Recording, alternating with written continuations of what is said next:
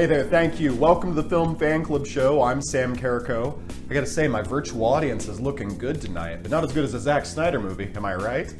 We've got a great show for you lined up today. Later on, we're going to be reviewing The Flash, but first, I want to wind the clocks back a decade. Man of Steel had just come out in June 2013, officially kicking off the DC Extended Universe. It was unlike other comic book movies. Hell, it was unlike other Superman movies. A first contact alien film, but also a character study about a man trying to reconcile his conflicting identities. Did it knock it out of the park? No, but it got close, and I applaud it for that.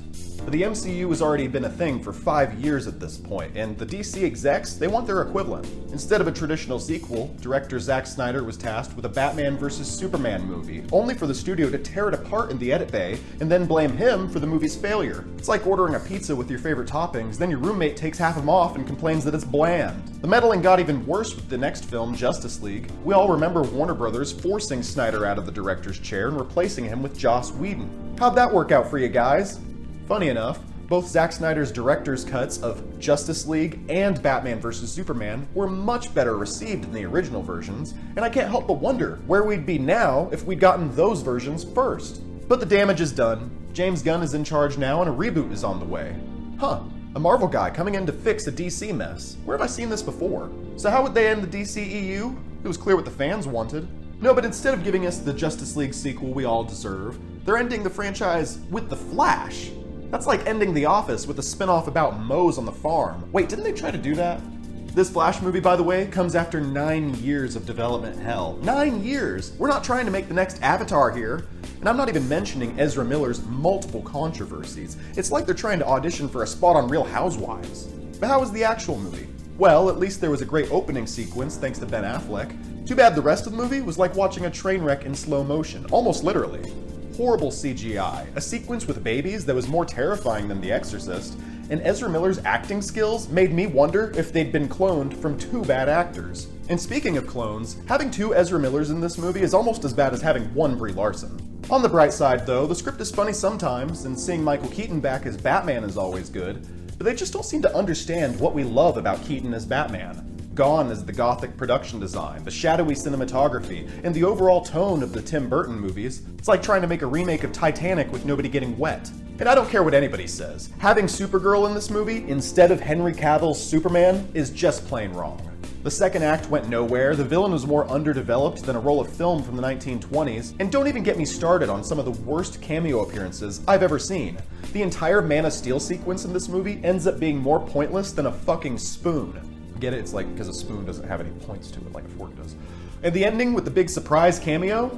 Played for laughs. It's like if Kaiser Sose was revealed to be Donald Duck. Now with this movie's director returning for the next Batman reboot, I can't help but feel nervous. But at least he's not Zack Snyder. Right, Warner Brothers?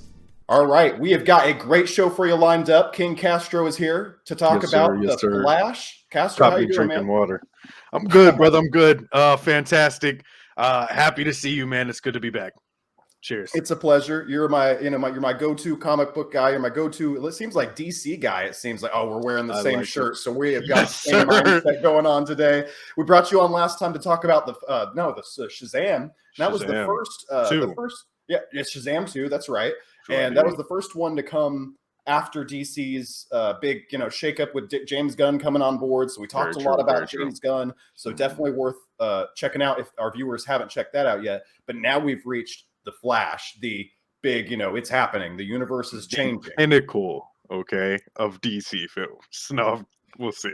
We're going to have a spirited discussion. The viewers on YouTube just heard my monologue and where I tore up the film. So, I mean, it's no surprise to say that I did not like it. To give just a top overview for you, I think this movie ruined a lot of things that it could have been great. Like, I love the idea of Michael Keaton coming back as Batman.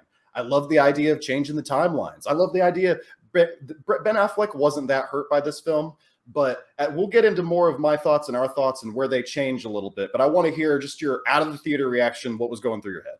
So out of the theater, I had just such a fantastic time watching the film. As always, kids, I said it last time I was here. I'll say it again. Glass half full kind of guy. You throw wonder rules and superpowers in front of me. Oh, I'm happy as can be, man. It's just a great time for me. So loved the film.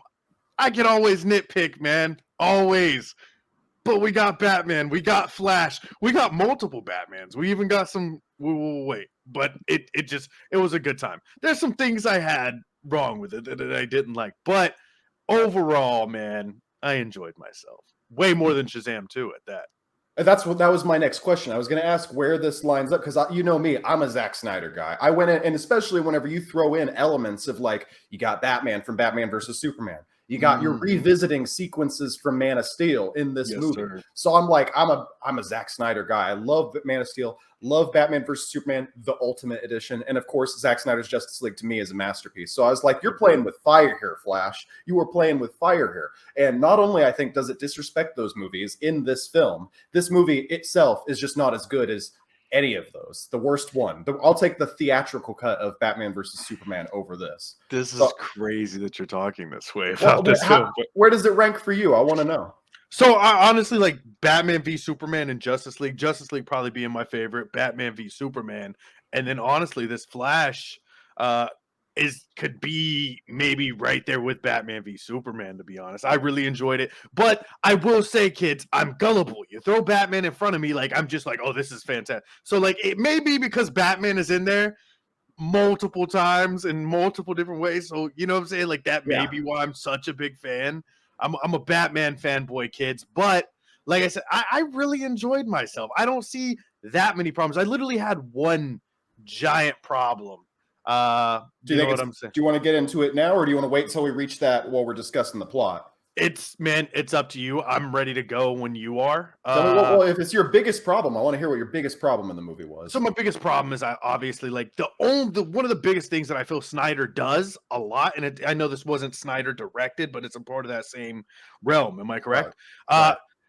My brother, and I love it, and I'm so thankful he does it because I love having multiple characters at a time, but like it just is always so rushed, right? Shout out to the 4-hour movie. When he did the 4-hour joint, it was beautiful, immaculate. I still like the fucking 2 hours. Can I curse on this show? Oh yeah, absolutely. Yeah. Okay, cool. I liked that. But the 4 hours made it so much better. You know what I mean? Yeah. Yes, this one, it was like you get Supergirl, then boom, you don't. Like it was just over.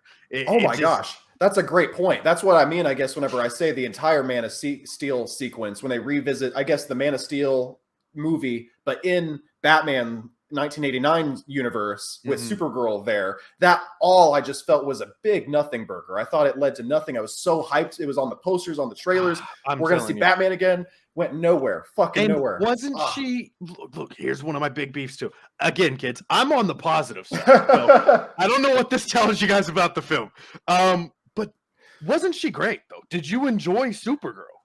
I see, and I say it in the monologue too. The fact that they have Supergirl here instead of Henry Cavill as Superman feels like a big fuck you to Henry Cavill. There's no reason that when I'm writing this movie, or when I'm watching the movie, I'm looking for the reason in the screenplay that they're like, sorry, we just can't have Henry Cavill as Superman. Or here's a good reason why. I didn't see Sasha Calle was great as Supergirl, fine as Supergirl. Right. Didn't. But this is the ending to the DCEU that was started with Man of Steel, and they don't even invite Henry Cavill to do a cameo.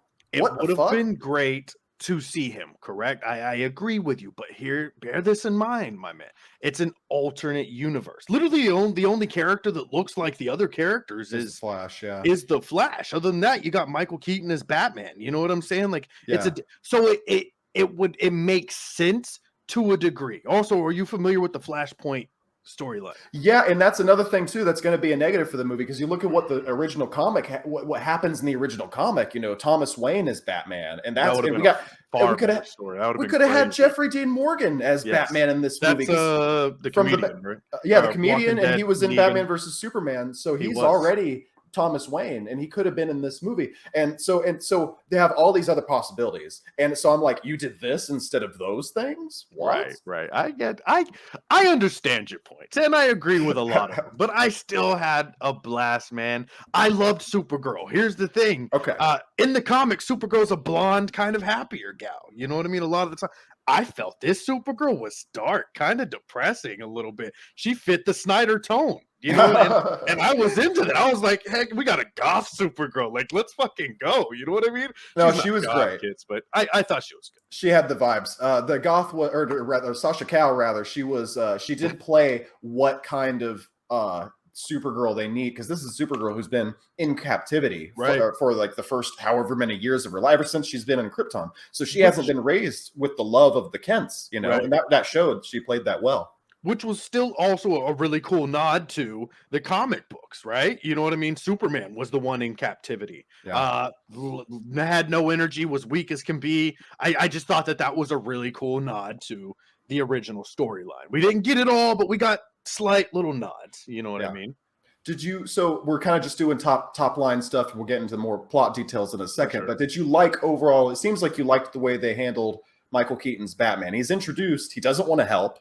He has I'm so tired of the stereotype of seeing a character so many years in the future, and they just gotta have long hair and they gotta have a big beard. And My I'm like, only beef was the introduction of Bruce. It was weird. It was Right. awkward and uncomfortable for me. I'm like, this isn't Bruce. This is odd. Like, Right. after that, like, awesome. Michael Keaton Batman is back, right? Yeah. But before that, whenever they, go into the kitchen and there he is, that was weird, man. He just was like, I don't know.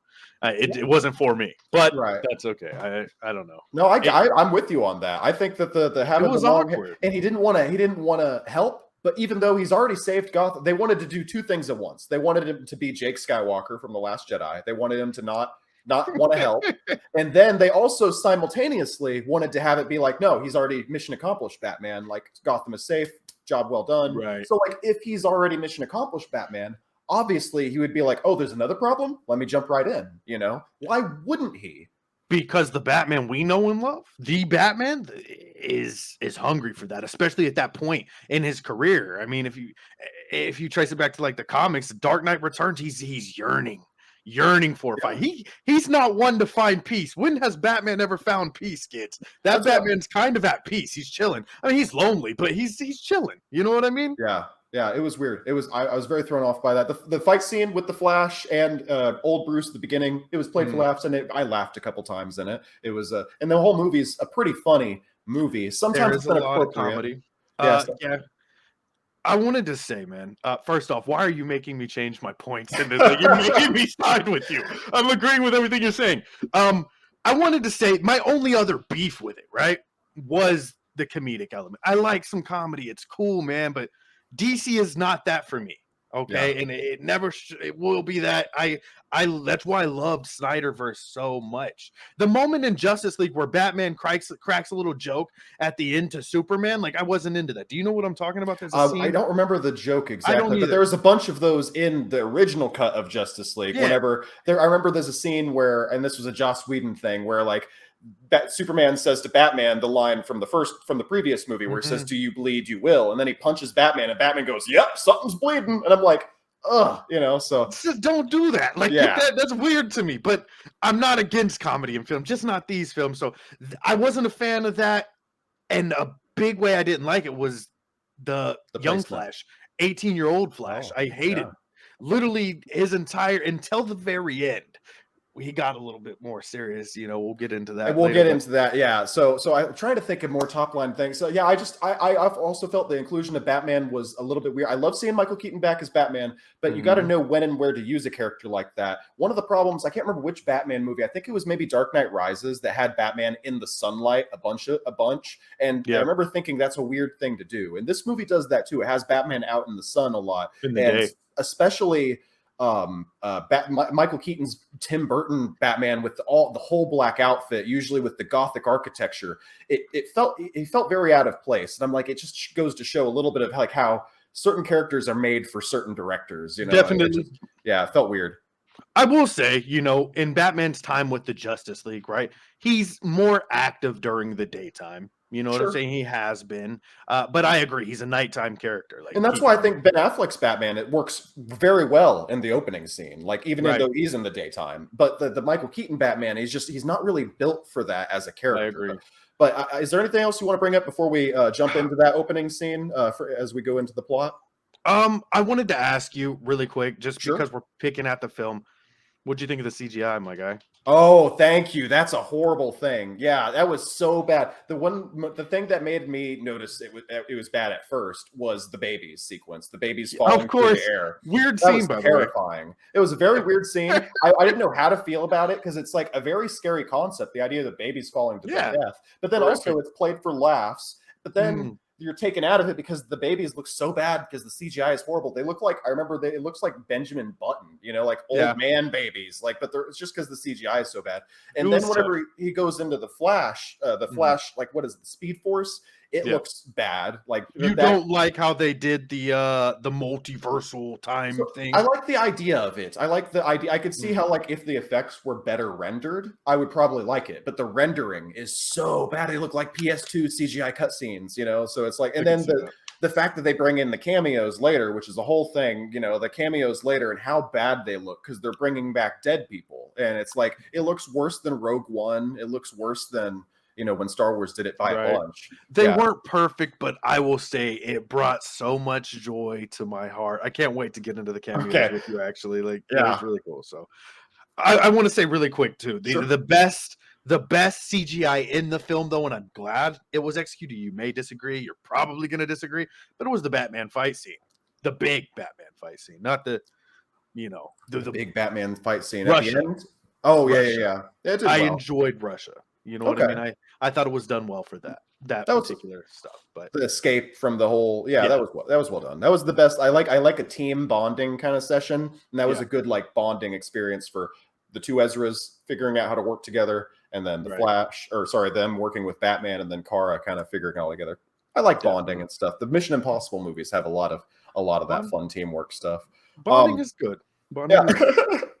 um, after so we're going to get into the plot now, so we're going to kind of do a little bit of a scene by scene analysis. So if you're watching us here on YouTube or Twitch, I'm going to throw up the spoiler banner, and if you're on the podcast feed, just make sure you're aware there's spoilers at this point. Mhm. So as I mentioned before, it starts off with a kind of a typical day in the life sequence of the Justice League at this point.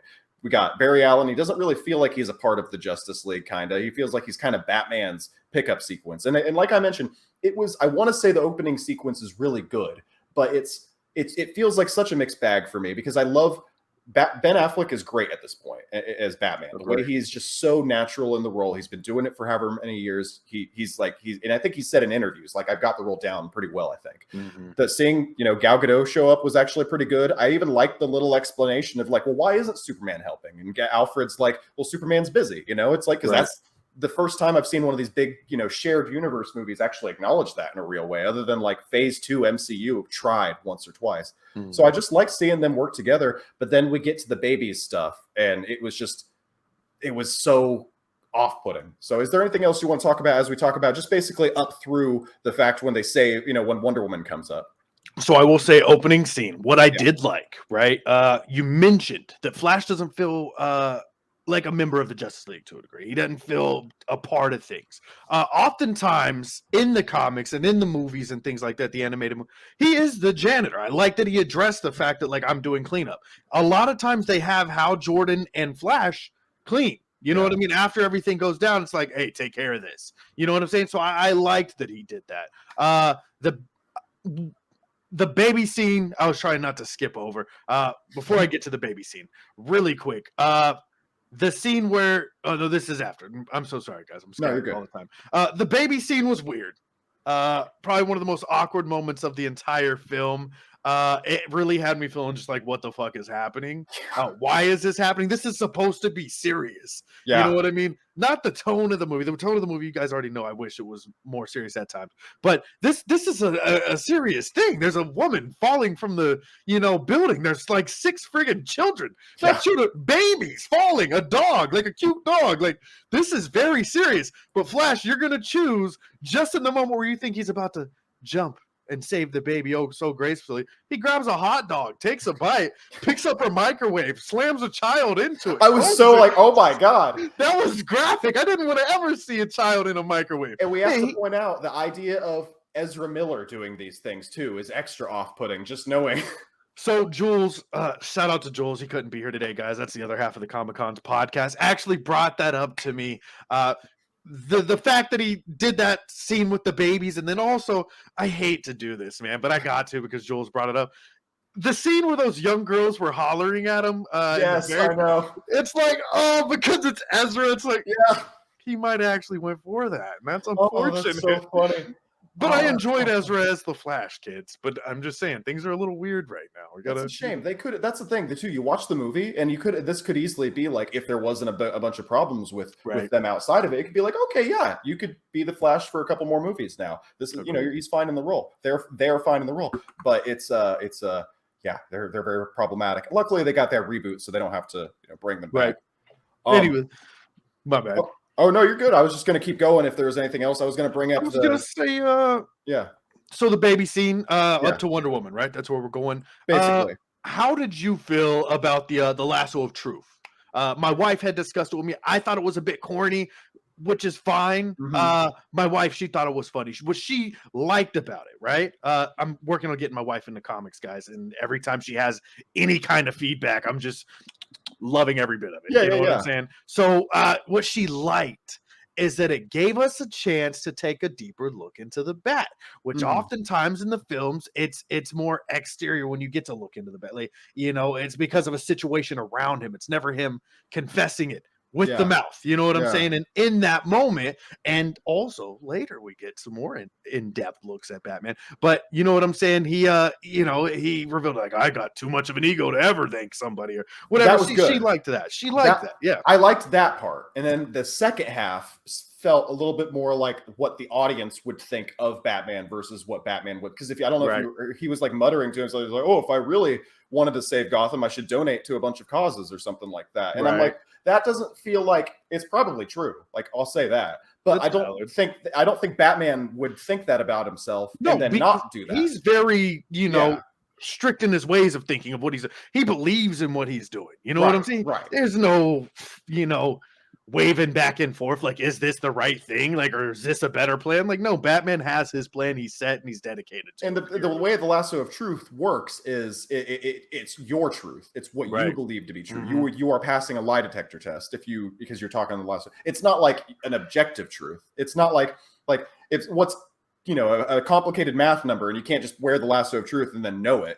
So Right. so the fact that I just felt like I liked the first half. Like I like Mhm. the I'm too egotistical to ever say or admit That's that I'm true. wrong. That was That's a good. Then he true looks thing. down and then realizes, I'm like, that's a good joke. But then the continuing, I'm like, oh, now you're starting to get out of character for Batman. But I'm just Right. being a nerd, I'm just like, I'm like, oh, That's completely valid, brother. Yeah. Seeing Gal Gadot was amazing. right. I always love seeing her. She's amazing as Wonder Woman. That is Wonder Woman to me, kids. So She's come so far in this role. I remember thinking in Batman versus Superman that she was not a good fit for Wonder Woman. really, But then when, as she's done the 2 Wonder Woman movies, Justice Mhm. League, and then the couple cameos that she's been in since, I really think she's come into the role. And I've stopped. I mean, I won't say that she's great in the role. I won't say she's the best pick for the role, but I will stop complaining about her, I think. she's my favorite Wonder Woman we've had so far, right? Because I think the only other one we've had is Yeah, Linda Carter, right? way back in the day. Like, so Yeah. I thoroughly enjoy Gal Gadot.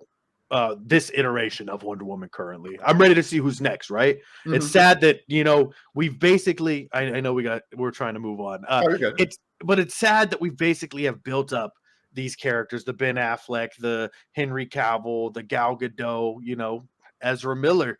And then now, you know what I mean? They're gone. But Yeah.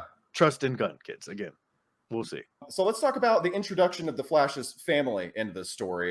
We got a little bit of a taste of it in Justice League, and I hate to be that guy, but I did like the actor that we had in Justice League more than the one that we got in this movie. They replaced Billy Crudup as Barry's dad with a new actor in this film. He did fine. It was fine. I'm a big Billy Crudup fan. He's a Zack Snyder favorite. So then of course the idea that his mom she died in the past, and the tomatoes. Couple things about the tomatoes. If he just could have gone back and he could have either saved his dad and by having him show the surveillance, or he could save his mom Right. by having her remember the tomatoes. So he goes back and gives her the tomatoes, Mhm. and because over the course of this movie he finds out how to use the Speed Force to go back in time.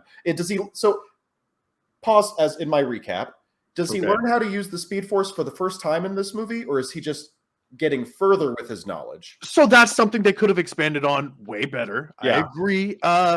Because what it looks like, kids, Sam, is that the only reason he discovered the Speed Force was because his dad was like, you remember that sauce I used to make for the spaghetti? He got Right. really sad and started running really fast, which like to relieve stress, you know what I mean? But that's legit how that scene played out. There was no other explanation. He ended up in the Speed Force and he's like, oh, what is this? Yeah. Poke my head through. You know what I mean? That looked ridiculous too, by the way. Whenever My the wife hated CGI, that, I'm man. thinking that was so funny. Yeah. My wife But like, hated that. one thing was like, though, in Justice League, he reversed the time for just a split second to save Superman. You know, he was barely too late, but then he reversed times where Superman went back out. And I'm like, you fucking cowards. This is me being a Snyder fanboy again. Mm-hmm. I'm like, you already have kind of been set up for this storyline a little bit. All you got to do is like, you know, pick up where Justice League left off. Like him be like, huh, I remember doing this thing. And, you know, like maybe I should try this. You know, maybe I could do this a little bit more. You know, maybe I could get further with it. But this movie, again, those cowards, they just pretend like that other movie doesn't exist because why are you doing this to me, Sam? I Why know. are you doing this to me right now? Oh, I'm seeing the flaws. I'm seeing the flaws. No, I'm nitpicking, and it's like once you pull on all those nits, it just it starts to fall apart. But anyway, so I just wanted to ask you basically about now. You know, we've basically come up through the point where he's changed he's changed time. He gave his mamas the tomatoes. He meets his mom. Everything looks good, but then he realized, oh, we got the problem of a second Ezra Miller. You know, so what did you think about the whole, I guess, if there anything more you want to say about him learning how to travel through time, the whole storyline introduction with his parents, and then now him meeting his second self? I didn't know Barry Allen was Hispanic. I had never seen that. So yeah, he is. Yeah, because his mom's Hispanic, and they that's a full Spanish speaking family. I thought that was very interesting. I don't know. I didn't think that was a thing in the comic, but to add that, I'm like, that's kind of interesting. You know, that's a cool little choice. The tomatoes, I don't know. I just feel like there are some ways they could have made stuff a bit cooler. You know what I'm saying? I didn't notice the dad was different. I don't remember the dad from the other one, to be honest. But you know what I'm saying? I thought dude was cool. The mom was cool. Yeah, it was okay. What I just wanted to say, I just remembered this while you're talking. Ben Affleck as there, he talks about it with Ben Affleck, and he's like, you know, hey, sometimes bad things happen to us, and that makes us who we are. He's on my side. Or wait, no, is he on Miguel's side? Yeah, he's on Miguel's side. Yeah. With this across the side. But the way that Ben Affleck says it as like a personal growth thing, as a character thing for you to learn, I thought the way he handled that as well. One of the best lines in the entire film, shout out to my wife again, she pointed it out to me, is in that scene when he's like, what happened to you? Look, what happened to you made you a hero, or whatever. And he's like, but what happened to me also made me lonely, or whatever. Yeah. You know what I'm saying? Whatever he said. I was like, geez, that's deep. Again, another look into the bat. Beautiful. Throughout this whole movie, he's just confessing, you know, like, dude, I'm depressed. You know what I mean? The whole Justice League in the film is depressed. You know what I mean? Like, they all kind of, Flash has his issues, Batman has his issues, but anyway, we'll continue. My bad. Well, it's a weird, and we're going. I'm just looking ahead. It's such a weird way to end the whole DCEU with the way that all the characters are in this film. But you know, we'll get there. So also, we get our brief look in this thing. I think the Speed Force. The reason I forget the reason he's in. He leaves the Speed Force early before he arrives to his present is because we see this mysterious figure that looks, you know, with all the jagged spikes. He sees him in the Speed Force and pushes him out of the Speed Force, which causes, you know, the Flash, you know, the situation with the two Flashes and the two Barry Allens. Right. Did you know immediately where that was going? Because I kind of, as soon as I saw the character, I was like, oh, I have a good idea who that is. Was it as obvious to you, or were you kind of like, oh, who's that? You know? So I honestly I just know he was an evil Flash. I didn't know it was I didn't know it was Barry. I went with my boy Fred and my wife and young Master Jules. You know what I'm saying? And my boy leaned over to me and was like, is this Reverse Flash? I'm like, he doesn't look like him, but I don't know yet. I didn't know. Yeah.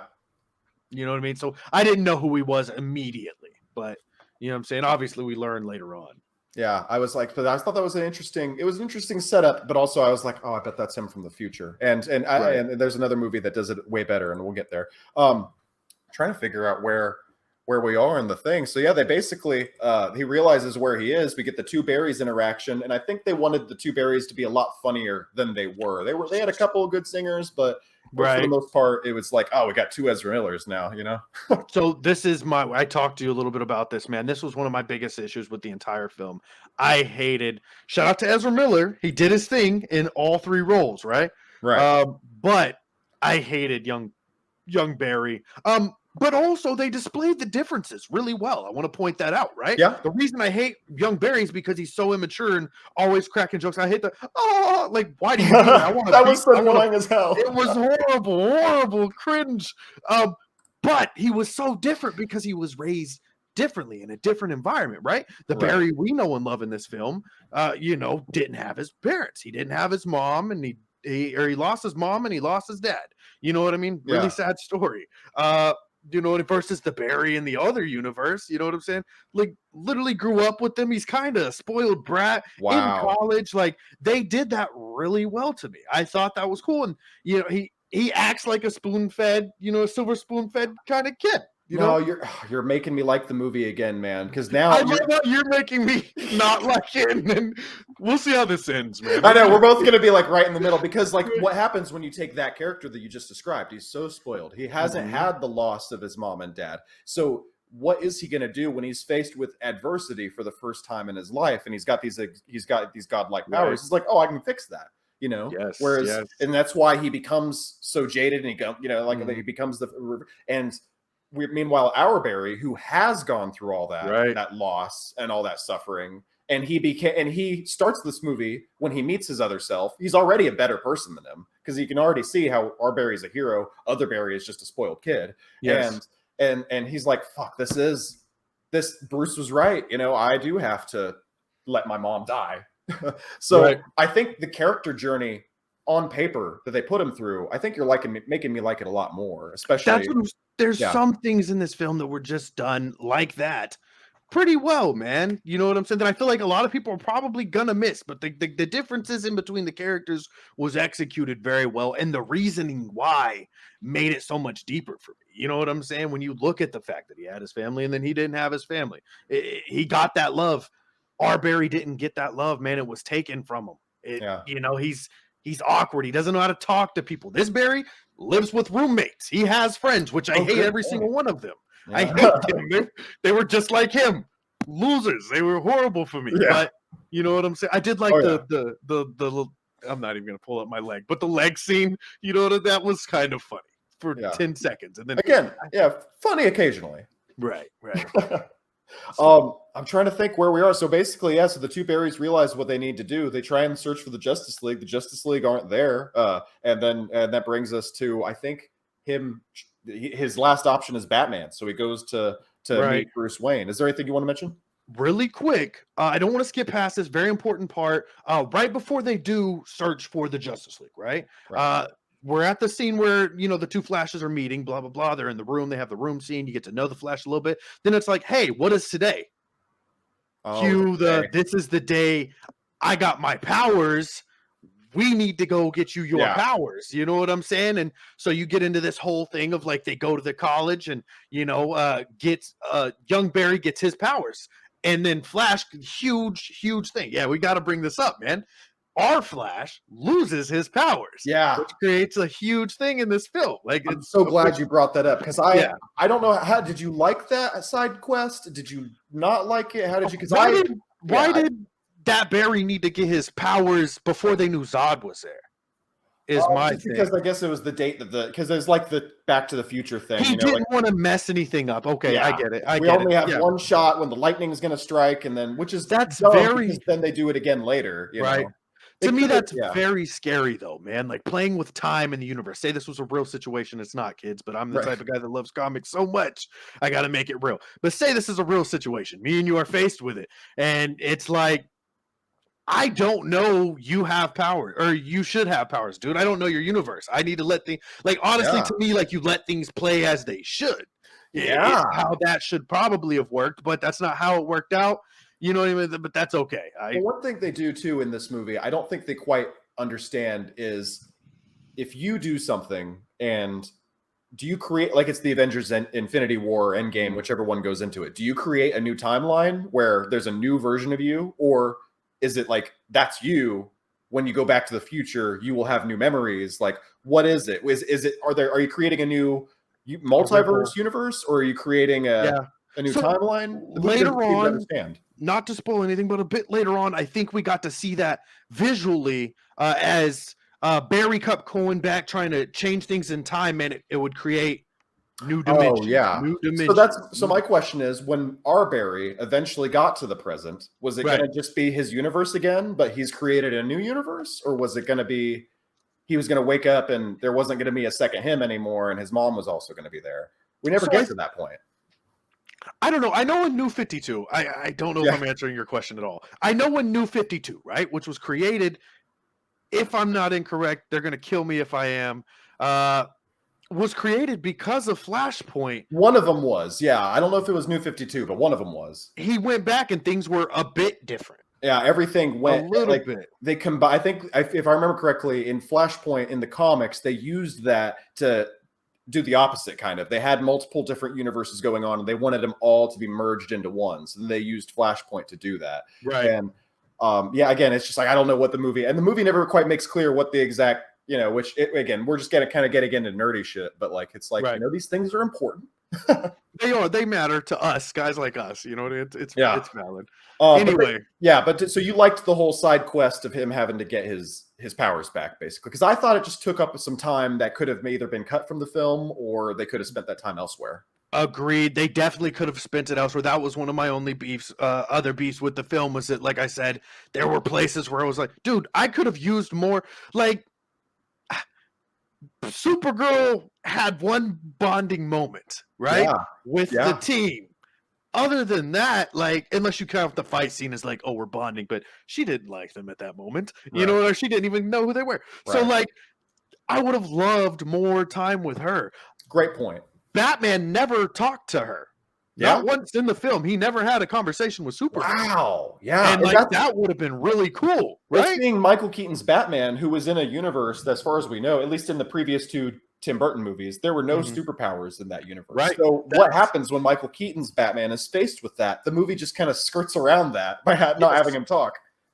And I think why, to a degree, is like, this Batman's kind of done, dude. This was his final mission. When he decided, like, yo, I'm doing this, he knew, like, I'm done. Yeah. So, because normal Batman, when he was faced with, there's a Superman, like, he got mad paranoid, freaked the fuck out. Exactly. Set up a whole plan to destroy him.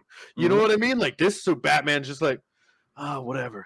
You want to get nuts? Let's get nuts. I love your Michael Keaton voice. Thanks. It's horrible, but whatever killed me. That was funny. Yeah. Oh yeah, but I think you're just now you're making me. You're kind of going back now. I'm liking the film a little bit less now because I'm like, oh, that's another. Because for Bruce Wayne, Ben Affleck's Bruce Wayne, that was a huge point. The introduction of alien life into his world. Right, this Batman doesn't give a fuck. And again, he's got nothing better to do. He already saved Gotham. Why is he so done? Why does he not want to join the fight? Why does he not want to be joining the fight? You know, it's like, yeah. So, anyways.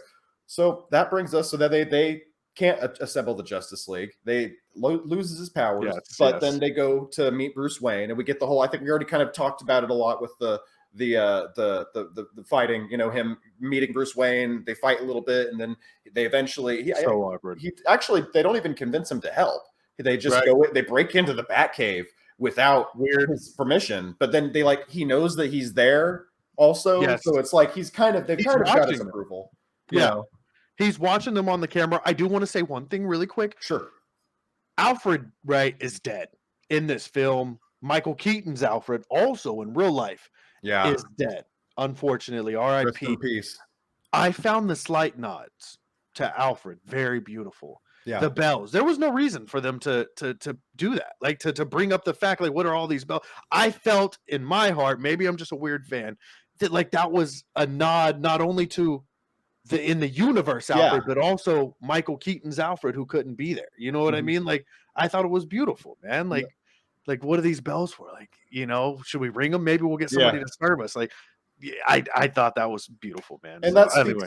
Now, thank you for bringing that up, because that is something that is a part of this film. You know, they hired very talented production designers who clearly did their homework, took the time to study the Tim Burton movies and recreate not only the interior of the Wayne Mansion pretty well, but then they the interior of the Batcave, get a whole new version of the Batmobile. I wish we could have seen that Batmobile in action instead of we didn't get that. We didn't get you're right. But still, the recreation of the Bat, the Bat computer, like the one that he was sitting there trying to track down the Joker in, seeing so they're kind of, they feel like key jangly things, and in a lot of ways they are, because I think the script could have better incorporated those things. But I don't want to knock, I don't want to overlook the very talented production designers that all brought that to life. I love that sequence. And then, so what did you think about just meeting Michael Keaton? We already talked a little bit about that, but then the scene after that, whenever they're in the Batcave and just showing off all the stuff from the previous movies. So before or after Michael Keaton is brought into you see him with the shaved hair, and then he doesn't agree to help. So then they just go into the Batcave without him. And then we see all the stuff from the old movies. So when seeing all the stuff from the old movies, I thought that was dope. It hit my, my nerd spot or whatever. I don't know what to call it appropriately right now. Nerd spot. I'm gonna just leave that there for you. You determine what that means. But my bad, man. I'm so sorry. One of the cool things that I want to point out about all of these moments from here on out is, most of the time, I don't want to say every time, but a lot of the times Michael Keaton is shown as Batman. You get tracks from the 1989 Batman film, which was just a huge thing. So like I said, you get to see all these extra suits. You get to see the Batmobile. You get to see the blue screens load up on the Bat computer. But then if you're a real friggin' weird fan like me, you get the da-da-da-da, like the songs and shit, dude. I'm fucking loving every bit of that. So that was really cool. It's been good, and it's so infectious. The 1989 Danny Elfman Batman score, the do. I'm like, I gotta listen to that on Spotify right now. Yes, sir. So that was really cool. I enjoyed that. Again, I hate young Barry Allen. I didn't enjoy him at all. Clearly, Flash is here working his ass off to find Supergirl, right? And all the other Barry's trying to do is just fuck off, and it's annoying as hell. So yeah, fuck that. So we've already talked a little bit about the next section, I think, because eventually they do. What is it? I'll just ask you, because you seem to remember the film better than I do. What makes them convince Michael Keaton to eventually go with them to rescue Supergirl? I just saw the movie last night, brother. That's why I know. Just know. When we did Shazam last time, it was like, I didn't remember any of that shit. So, anyway, there's a scene, right? Fucking Goofy Barry's passed out. Flash is also passed out at the computer. He wakes up, looks into the camera. He's like, "Hey, I know you're watching." Bruce, being a weirdo, cucking over freaking Flash. You know what I'm saying? Is watching. And he's like, "Hey, dude, I'm doing this so I could save my mom. I lost my parents." Boom. All you got to tell Batman is you lost your freaking parents, and it's on. So that's what brought him to want to help. Okay. He falls back asleep. Flash falls back asleep, wakes back up, and there's a file on the desk, and Batman's found Kara. You know what I'm saying? And that's when they know, oh, Batman's in. He comes down, and I think that's where we get into you want to get nuts? Let's get nuts. Thank you. You know what I'm saying? Yeah.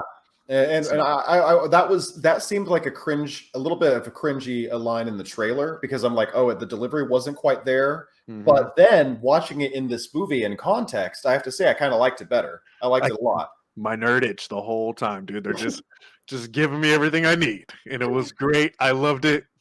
I was very happy that it happened. You know what I'm saying? It was so cool, dude. I just felt like a child, bro. I was giddy. And maybe that's why I liked the movie, right? I'm listing off all these terrible things that I could nitpick and be like, oh, that sucked. You know what I mean? But they just gave me things from my childhood that made me feel how I felt back then, man. The soundtrack, Michael Keaton, the Batmobile, you want to get nuts. Come on. Yeah. So those little to where I can't wait, honestly, to go see it again. I want to see it again. Probably not going to see it in theater, but I want to watch it so I can relive that feeling. I got 1989 Batman on VHS right now. I'm going to have to throw that thing in because I'm so excited. You know what I'm saying? No, same. I want to watch Batman 1989 again, and I want to watch Man of Steel again. And both of those are better movies than this movie, so I'll have probably better time. This is crazy. God. So ahead. like I said, we already talked. Oh, and, you made me. I thought it was an interesting character detail that Ben Affleck's Batman does not want to go help Barry Allen save his Right. parents. Michael Keaton's Batman is like, "I'll help you," and He feels that shit. that's interesting. That's Yeah, interesting. it is. It is. I feel like Ben Affleck is just, I don't mean, he's accepted shit. You know what Yeah, I'm saying? yeah, Um, boom, right there. I got you, my guy. A little bit later, you get a conversation between Barry Allen and Bruce Wayne, and I thought it was so beautiful. This is Michael Keaton's Bruce, and Bruce goes into explaining that when he lost his parents, because I think didn't Barry ask like, why did you decide to help? You yeah. know what I'm saying? And he's like, Maybe. I may be fudging the storyline a little bit, so scratch that, kids. It Oh, might not be I what can't happened, remember.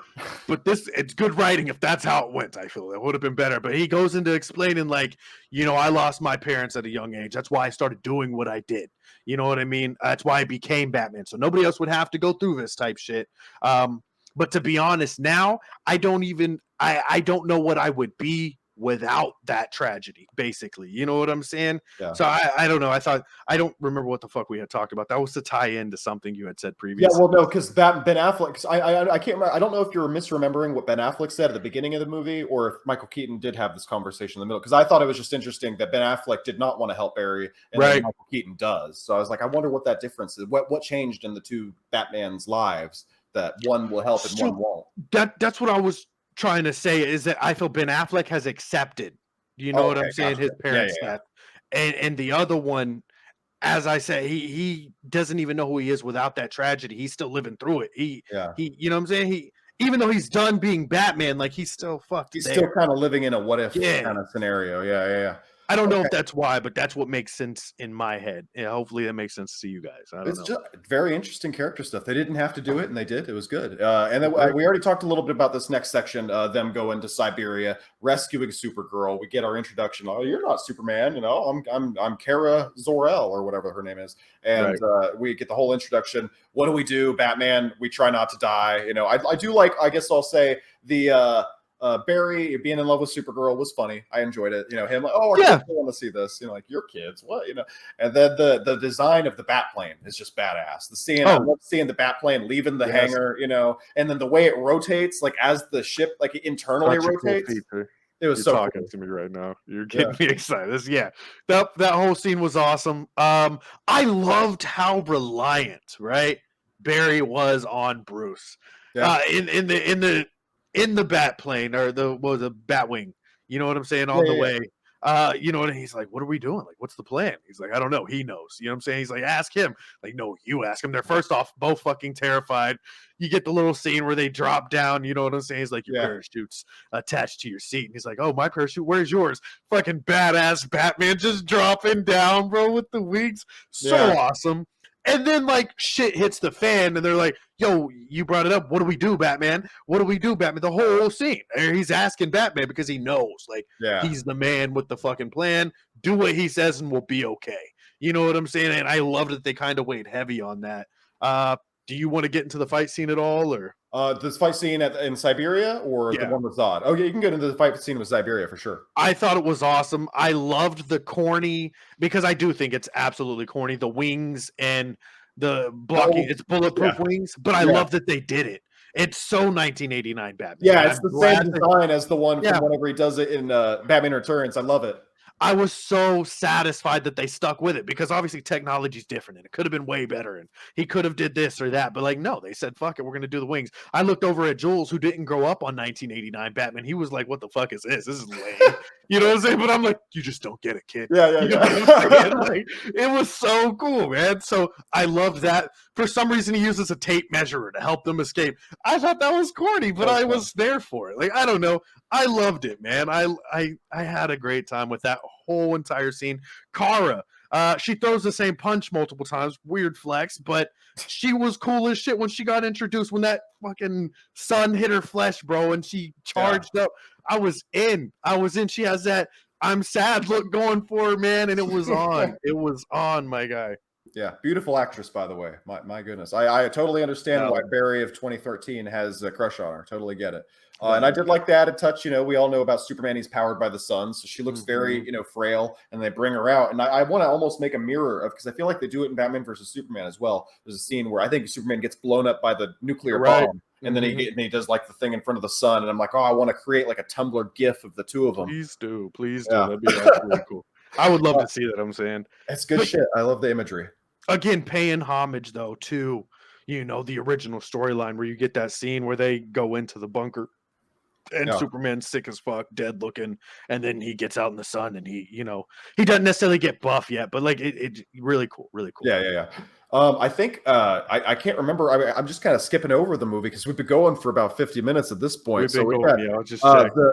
we get the reveal. We kind of, I think the next big section is the Zod section, right? They go Right. into So in the that whole middle, real fast, they all decide to team up. You know what I'm saying? There's a little yeah. bonding moment. Supergirl charges up, and they decide like, yo, we gotta fuck up Zod. You know what I mean? And so then now we're here. Yes. So Zod fight. Yes, and it's just the CGI. Obviously, if I want to throw a little point to Zack Snyder and against this movie, CGI on Zod looks way better in Man of Steel. Agreed. It was a little weird. It's the same. I think they meet them like in the middle of the film. There's the sequence when the military lines up and Superman is there in Man of Steel, and Zod, they do have like a show off, and I think they go off in with Lois Lane. But of course, there's no Superman at this point in the movie, so it's just the military versus Zod, and it is kind of devastating, or it's cool. Terrific. Yeah, to see how devastating Zod, he just wails on all the guys, and it's like, Yeah. damn, we really do need superhero or Superman here, don't we?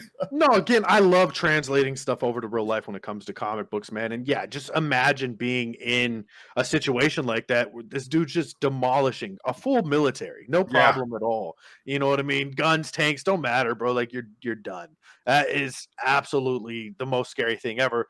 As you said, that's why Superman. You know what I Yeah. mean? That's why he's there.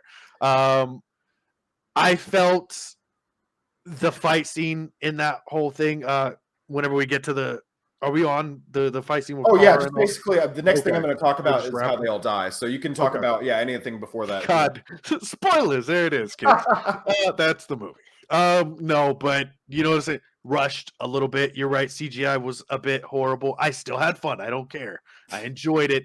The best moment in that CGI wise, I may be lying a little bit because some of the Flash stuff was cool too, man. But was definitely, I really enjoyed Kara with the like, what'd you do to Cal? Like, where's Yeah. Cal scene? You know what I mean? That was beautiful. That was And then good. her eyes light up red. I thought that was super cool. The Yeah. rest of her fight was kind of mid. You know what I'm saying? Yeah. With oh boy. But then we get into the cool Flash stuff, right? Where they both start, running around and messing with I time. was surprised that the Flash was able to go up against Kryptonians. I was like, oh my Yeah. gosh, how's he going to pull this off? And he Dude, does for a little while. what is this? What is that guy? Tien friggin'. Yeah. I don't know if you've seen Dragon Ball Z, but Oh no, they do the anyway. they do the same thing in that. Yeah, it's his move. And that's a good point. I think that just is hitting on something. They introduced so many new powers for the Flash in this movie that I'm like, what can't he do? He can phase through walls. He can Right. electrocute people. He can run really fast. He can reverse time. Tornado. I'm like, Jesus. Which we've seen the tornado in other things. That makes sense. Some of them make sense, but some of them start to get a little bit like, okay, come on, hang on, whoa. Is he just a god now? And I was fine with some of it though. It was fun. a little bit. The phasing started to bother me, but then they used the phasing for a couple good jokes. So then I'm a little bit mixed on it. I'm overall mixed on it, but it does seem like they kind of make Flash a little OP in this film. Yeah. I get the sigh. No, because I'm trying to come up with references for you because that is also a factor in the comics. I haven't seen him phase through walls, but like I've seen him phase through like handcuffs or stuff like that. He can. It's accurate, man. He can Okay. phase. Okay. So it's a thing. I get where it's a little weird, but like it's accurate, bro. It happens. You know what I mean? Yeah. Comics are never bad. So the next big thing I think we mentioned is they all die. They all lose the battle. Kara eventually dies. Michael Keaton dies. What did you think about the Michael Keaton death? Do you think they had earned it by this point? Have they earned it? Is a Yeah, solid friggin' question, man. Yeah. First off, I want to say, unfortunately, I was a bit numb because of shout out to Gotham Knights. I've already seen Bruce die. If you guys haven't played the game, there you go. Never thought I'd see it. I hated seeing it. Did they earn it? I don't know, man. I didn't want either of them to die. I'll say no. I don't think they earned it, but the way they had a piece of dialogue. I'm a dialogue guy. I'm a huge Kevin Smith fan, so it's like all dialogue for me. Yeah. Tarantino, like that's what I get off on is most like movies like that. So but the end scene when Bruce is dying, you know what I'm saying? And within that, kids, Barry's trying to run around back and forth through time to save him, to stop that moment. You know what I'm saying? And this is the first time he does it. Like, let me reset and see if we can do this again. You know what I mean? He runs back in time, and Bruce dies again. And he's holding him in his arms, and he's like, I can't save you. You know what I'm saying? And Bruce is like, he says, I can't bring you back. And Bruce says, you already did. You know what I'm saying? Meaning, like, you already, to me, pulled me through that trauma that we had addressed earlier. Like, you got me through that. You brought back Batman. Like, you've already brought me back, kid. And I don't know. I may be mistranslating it, but that's how my heart felt. And I was like, that was a good line. Yeah, I liked that. I'm glad you made me, because you're making me remember. You have it since you saw it just last night. You're remembering all these different things that I had forgotten about. That I'm like, okay, that kind of almost even makes the fact that he didn't originally want to help, but then he agrees to. Makes it almost a little worth it. I wouldn't say it succeeds. Makes it not as bad though. Okay. They all die, and then that's when that leads us into our reveal. You know, 2013 Barry. We already talked about it a little bit, so I'll just ask you if there's anything else you want to talk about it. You know, though, the 2013 Barry goes back and eventually becomes Evil Flash. I want to plug this up, kids. I know Ezra's a weirdo, but he was phenomenal as Flash. All three versions. So, spoiler alert, I don't know if you guys picked it up from the thing Sam is saying. I think you just boldly said, 20. Yeah. Okay. So, you know what I mean? He's all three Flashes. Evil Flash. Does he have a name? Is it just Evil fucking Flash? I just say Evil Flash Future. Okay. Yeah, Flash. Comment down below, kids. Who is he? You know what I'm saying? Subscribe, like, all that good stuff. But, dude. Okay, so right before Evil Flash, right? When they're standing there looking at each other, he's like, dude, you got to stop. Like, this is a bad thing. Beautiful fucking dialogue back and forth. I loved seeing that. But seeing young Barry, 2023 Barry is what you keep calling him. I'm going to go with that. Yeah. Seeing the snap start to happen, right? Seeing it not working right in his head. I was like, yo, bitch, like Joker vibes. Let's go. Yeah. I was kind of into it. I was like, Ezra low-key a bad guy now, too. And then he comes as fucking Evil Flash, bro. You know what I'm saying? And he has like a voice going a little bit. It goes back to normal a couple seconds later. But you know what I'm saying? Oh, fucking phenomenal. And then one of my favorite moments of the film, as they're fucking up timelines and shit. You get like 80 bajillion cameos. And thank you. We cannot leave out the cameos, my brother. Can I say some cameos? For the audience that may not have seen the movie and just want to be spoiled, tell us what all they are, because I hate them all. I will do my best. I know that I get you, bro. Like, they didn't look great, but to see them still again, like, it made me feel good, man. It made me happy. You know what I'm saying? Yeah. We got what looks like it's supposed to be an Adam West Batman. It wasn't. It was an Adam West Batman, but that's okay because they take care of some things later. Not my favorite way. My favorite, but it's fine. We get George Reeves Superman, black and white Superman. We get Christopher Reeves Superman and his Supergirl. We get 1966 Batman. Are there any others? So we get Nick Cage Superman, guys. That's it's corny, but it's huge, man. Not only because I'm a huge Kevin Smith fan, but a lot of people actually wanted that film to be made, and a lot of people don't. And a lot of people don't know that film was even a thing. Yeah. So like to see him there, half the audience is like, "What the fuck, Nicolas Cage? What is he doing here?" But then half of us, the true fans, the true believers, as Stan Lee would say, like. It was beautiful, man, to see that, to see the fucking hair. Yes, it looked like shit, my guy, but it was so cool to see, dude. They did it for me. They gave me Nick fucking Cage, bro. Yeah. I'm trying to think, as you said, Chris Reeves. You get Henry Cavill with chest open, or like with fur, the hair chest. Like there's a quick little scene of that, but I think that's earlier on. Yeah, that's earlier, yeah.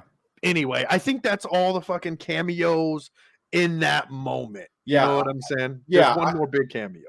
That's later, and then we'll talk about that too. How much I hated that one too. But this one, God. the CGI for different reasons, because all these CGIs we just talked about are entirely CGI. Very Christopher much Reeve is so. fucking dead, and so they bring him back via. Somebody described it online as CGI necromancy, and I'm like, yeah, that's a good way to bring That's him back. valid. It feels very like the conversations we had around Rogue One was like Carrie Fisher's dead now, and Tarkin, the actor who played Tarkin, was both dead at that point. So it's like, is it ethical to bring these guys back? And now I'm really concerned because, like, especially because this is such a shitty movie. I'm like, did Christopher Reeve's estate like sign off on this? Like, did you get an okay from somebody? I did not like them. I thought they were really like the movie's just trying to be like look at this, like, don't you like this because it's that thing you recognize. And I'm like, Right. oh man, but you're a bad movie. And not only that, these things look like shit, it looks like a monstrosity. So I hated this. I hated the cameos. I get it. It looked like shit, kids. He's not lying. But again, if you're like me, it was the feels. You know what I'm saying? To have all these things, thrown back in my face, as Sam said, basically, look at these things you recognize. I was like, look at this fucking thing I recognize. You know what I'm saying? And I was super hyped about that. So that was really cool. We already kind of talked about it a little bit, but then I like how our version of Ezra Miller's Flash is like, well, this is the only way. This spoiled, basically the spoiled kid Flash, thinks he can solve everything on his own, but really he's fucking shit up for everybody. Best thing I can do is to kill my mom. And It was a pretty poignant scene. He goes back and says goodbye to his mom. He actually gets to talk to her for a second, and I thought that was really well done. It was like basically a best case scenario of like what could happen if you accidentally met your mom in the past. You have a nice conversation with her, she hugs you, you say goodbye without saying goodbye. It was really well done. The only thing that would have made that scene, because the dialogue was already done very well, I enjoyed it. Beautiful tear up moment for me. Was if at the end, as she's holding his face, she would have been like, something monkey. She calls him Monkey because that's his nickname. Yeah. Like that would have just took it home, bro. So much better. But anyway, like beautiful scene, as you said. Like Barry returns the fucking tomato, or he steals the tomatoes, puts them back on the shelf, looks up at the camera. You know what I'm saying?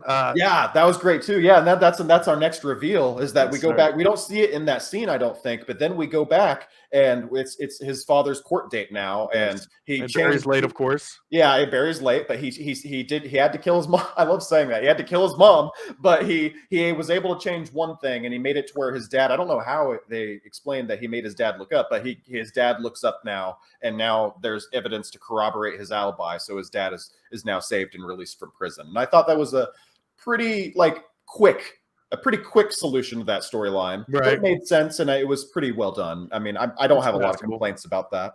Right. Yeah, no, I'm in. I was trying to think if there's anything I hated about that. It's good for me. It made me happy. You know what I mean? I was cool, man. I like family bonding. Yeah. I don't know if in the comics Barry's dad's ever been freed. Yeah. But this is probably the last Flash movie they're going to do in this universe, so I imagine they could do it. Not saying it hasn't happened. I'm sure they'll let us know down in the comments again, kids, if that's happened. But I don't know. You know what I mean? So I'd like to know. But yeah, man, great fucking shit. It was good. And ends on a happy. I'm like, okay, you're a little rushed here, but we're off to a good ending. But then they have to fuck it up for me. Get the fuck out of here. They have to fuck it up for me. They're like, so he's like, oh, he's got a call from Bruce Wayne in this universe. Who's Bruce Wayne? And we've reset the timeline. So at this point, I'm like, wow, we're in James Gunn's universe now. Nope. We are. I mean, I don't think so, because I think they're going to completely do a harsh reboot after this, because the Bruce Wayne we see is none other than George fucking Clooney. And I'm like, that's how you end the DC extended universe, with a fucking joke of a George Clooney cameo. Ben Affleck's Batman doesn't exist anymore, kids. He's gone. He's been replaced by George Clooney now. That whole, remember how much you liked Batman versus Superman? Well, that doesn't exist anymore because Barry got rid of it. Replaced him with George Clooney. Fuck your universe. I was so annoyed.